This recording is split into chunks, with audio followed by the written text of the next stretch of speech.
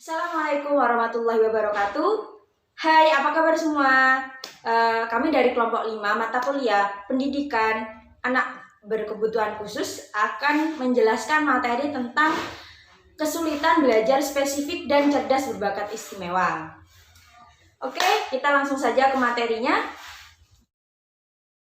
Nah, yang pertama di sini ada definisi dari anak berkesulitan belajar. Secara umum, definisi dari anak berkesulitan belajar adalah anak yang mengalami kesulitan dalam tugas-tugas akademiknya yang disebabkan oleh adanya disfungsi minimal otak atau dalam psikologi dasar, sehingga prestasinya tidak sesuai dengan potensi yang sebenarnya. Dan untuk mengembangkan potensinya secara optimal, mereka memerlukan layanan pendidikan secara khusus.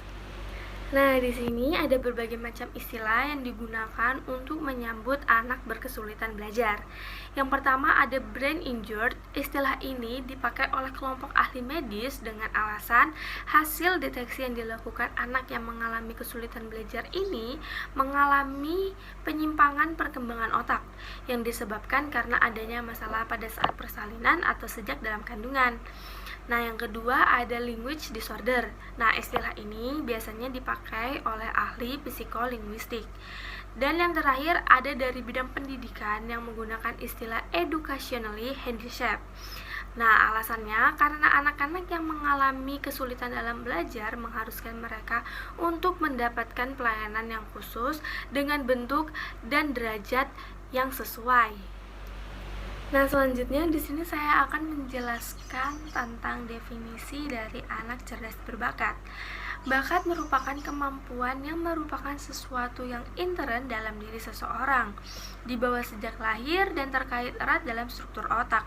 Secara genetis, struktur otak itu sangat ditentukan oleh caranya lingkungan berinteraksi dengan anak manusia. Nah, definisi dari anak cerdas berbakat adalah murid yang memiliki taraf intelijensi yang tinggi serta memiliki tingkat kreativitas yang tinggi pula dan dengan kemampuan memungkinkan bagi dirinya berhasil dengan baik dalam pekerjaan ataupun dalam karirnya. Nah, murid seperti ini umumnya memerlukan program khusus yang terencana selain dari program umum yang disediain atau dilaksanakan di sekolah untuk pengembangan kemampuan muridnya. Selanjutnya, faktor apa sih penyebab anak berkesulitan belajar dan pelayanan apa yang cocok kepada anak kesulitan belajar? Ada banyak sekali faktor penyebab anak kesulitan belajar. Kita bahas faktor yang paling umum biasa ya. Faktor pertama dari faktor biologis. Nah, ini bisa disebabkan karena gangguan pada sistem saraf. Jadi anak yang kesulitan belajar ini akan mengalami gangguan pada ingatan mereka. Yang kedua, faktor genetik. Ini biasanya disebabkan oleh faktor keturunan. Banyak kejadian yang ditemukan pada anak kembar atau kembar siam identik. Biasanya mereka akan kesulitan belajar membaca. Nah, kemudian yang ketiga dari faktor lingkungan. Biasanya ini terjadi ketika guru-guru yang tidak mempersiapkan program pembelajarannya dengan baik atau kondisi keluarga yang tidak menunjang. Nah, untuk model pelayanan anak berkesulitan belajar ada banyak sekali. Di antaranya ada model pendidikan terpadu, ada model pendidikan mainstreaming, dan ada model pendidikan inklusi. Dan dari ketiga model pelayanan pendidikan, maka pilihan penempatan disesuaikan dengan kondisi anak berkesulitan belajar. Ada beberapa tipe kelas. Yang pertama, ada kelas reguler. Jadi anak yang kesulitan belajar dan anak yang tidak berkesulitan belajar dijanjikan satu kelas. Kemudian ada tipe kelas khusus. Jadi semisal contohnya ada anak yang berkesulitan membaca dan ada anak yang kesulitan belajar matematika. Jadi dalam satu kelas ada 10-20 anak dan itu ada yang menangani guru khusus. Anak yang tidak pandai membaca akan diajari khusus oleh gurunya sendiri. Kemudian ada Tipe ruang belajar, ini seperti kita zaman dulu SD atau SMP, kita seringkali ada yang namanya remedial ketika sudah UAS ya. Nah, itu biasanya remedial ini hanya untuk memperbaiki keterampilan kita dalam membaca serta menulis. Faktor penyebab anak cerdas berbakat istimewa serta pelayanan apa yang cocok untuk anak berbakat istimewa. Kita akan membahas faktor apa sih yang menyebabkan anak cerdas berbakat istimewa. Pasti yang pertama adalah faktor genetik atau faktor keturunan. Kalau bapak ibunya seorang profesor, maka mungkin anaknya nanti lebih dari profesor. Kemudian yang kedua adalah faktor lingkungan. Nah, di sini faktor lingkungan sangat mempengaruhi tingkat kecerdasan anak. Jadi walaupun anak memiliki bakat di bidang khusus, tanpa adanya dukungan dari lingkungan orang tua, maka anak tersebut tidak dapat memaksimalkan bakatnya. Kemudian ada banyak sekali pelayanan pendidikan untuk anak cerdas berbakat istimewa. Yang pertama ada pengayaan. Ini biasanya guru lebih belajar membelajarkan anak untuk memperkaya pandangan yang luas mengenai materi-materi pembelajaran. Kemudian ada model pelayanan akselerasi. Ini percepatan. Biasanya ketika SMP 3 tahun itu akan dipercepat menjadi 2 tahun. Lalu yang ketiga ada pencanggihan. Biasanya guru akan menyuruh siswanya untuk mempelajari hal-hal yang menantang. Yang keempat ada pembaruan. Di pembaruan ini guru mengajak siswanya untuk memikirkan konsekuensi teknologi AC, kulkas, gitu. Dan kelima adalah modifikasi kurikulum. Tanda dan gejala anak yang berkesulitan belajar spesifik yaitu yang pertama, anak mengalami kesulitan membaca atau istilahnya disleksia.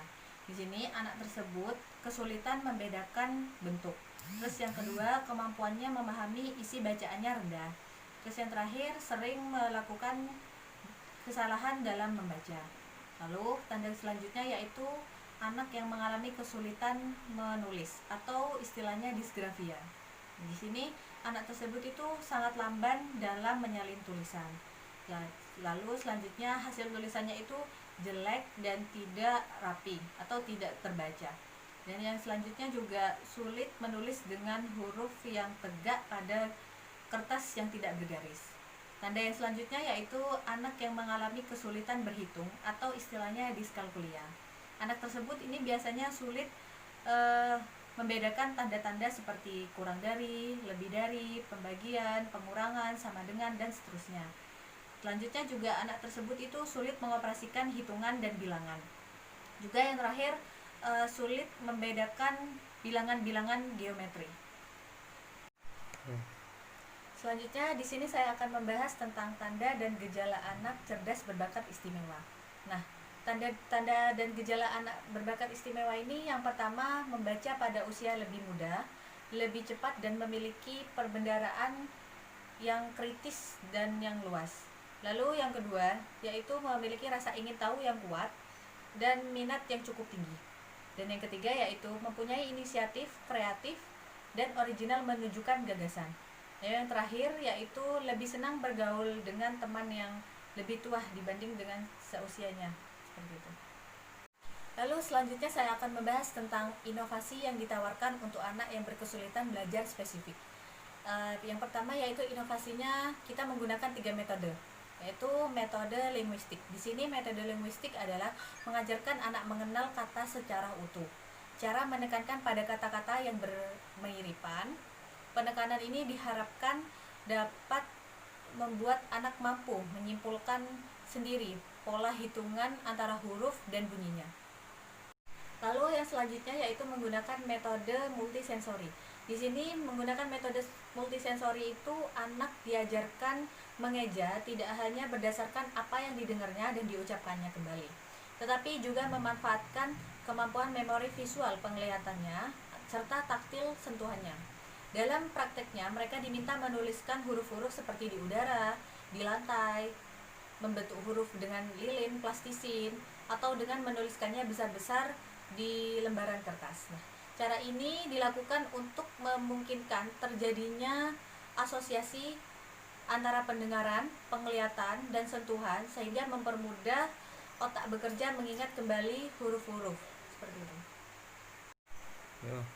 Lalu yang selanjutnya yaitu yang terakhir dengan menggunakan metode fonik. Nah, di sini metode fonik ini memanfaatkan kemampuan auditorium atau visual anak dengan cara memahami huruf sesuai dengan bunyinya.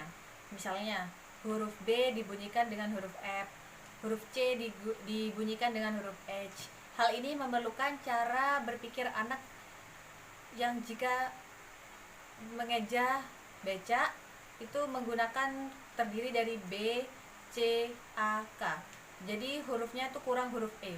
Metode linguistik mengajarkan anak mengenal kata secara utuh. Cara ini menekankan pada kata-kata yang memiliki kemampuan. Lalu untuk pemaparan yang terakhir yaitu inovasi yang ditawarkan untuk anak cerdas berbakat istimewa. Inovasi yang kita tawarkan yaitu menyelenggarakan program kelas khusus cerdas istimewa yang membutuhkan kesungguhan dari pihak sekolah sebagai tempat penyelenggaraan dari Dinas Pendidikan Sekolah. Sebagai pemilik serta membutuhkan adanya manajemen yang baik sehingga mampu bertahan dan berjalan sesuai dengan target. Manajemen program kelas khusus cerdas istimewa ini meliputi perencanaan, pelaksanaan, dan evaluasi program. Lalu inovasi yang ditawarkan untuk anak cerdas berbakat istimewa yaitu isi dalamnya itu isi kurikulum yang disediakan bagi peserta didik anak cerdas istimewa harus dirancang berlevel tinggi dengan kompleksitas dan tuntutan berpikir tingkat tinggi. Nah, agar sesuai dengan karakter, keunggulan peserta didik dalam EQ yang di atas rata-rata atau yang di atas peserta didik reguler. Kemampuan menyerap di atas peserta didik, kecepatan dalam menyerap materi. Dan yang terakhir yaitu inovasi yang kita tawarkan yaitu kita memerlukan seorang guru yang profesional dalam bidangnya untuk mengajari anak yang cerdas berbakat istimewa. Pembahasan selanjutnya yaitu mengenai klasifikasi anak kesulitan belajar spesifik dan klasifikasi anak berbakat istimewa. Yang pertama adalah anak kesulitan belajar spesifik.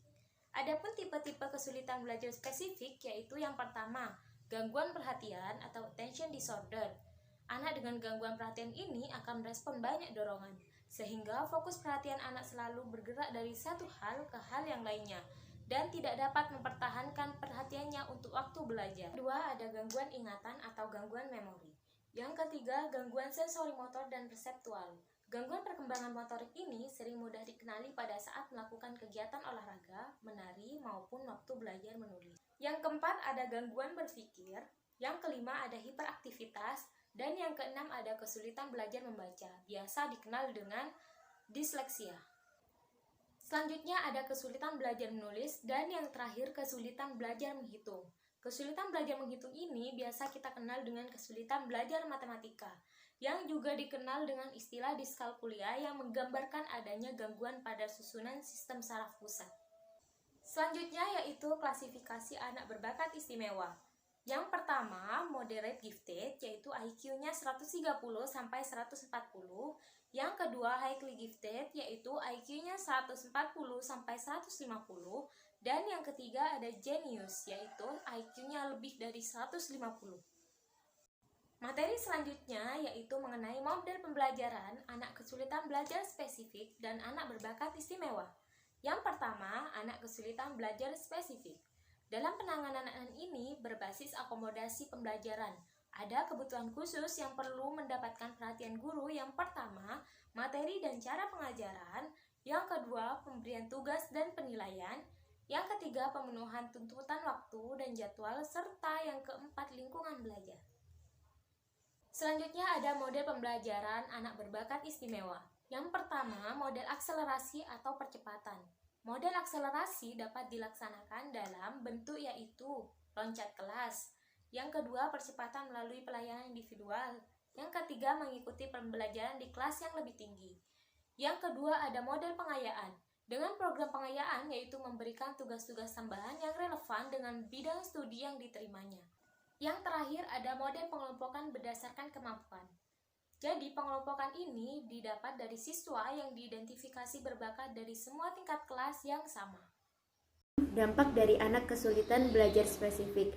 Yang pertama, anak ini sering dianggap mengganggu, tidak berguna, tidak bisa mengerjakan dengan baik, sering tertinggal pelajaran, tidak bisa berkomunikasi dengan baik oleh gurunya, apalagi dengan teman-teman lainnya.